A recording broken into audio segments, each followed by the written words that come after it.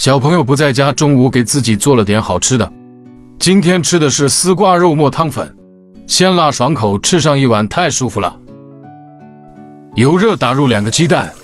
稍微定型后给它快速的滑散，放蒜末、小米辣和1勺剁辣椒，下入腌好的肉末，这里用的是梅花肉，炒散后倒入丝瓜，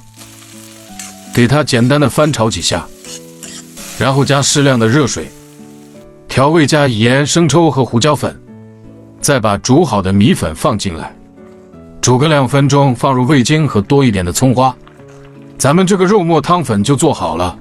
有肉有蛋，鲜香美味，喜欢嗦粉的一定要去试试。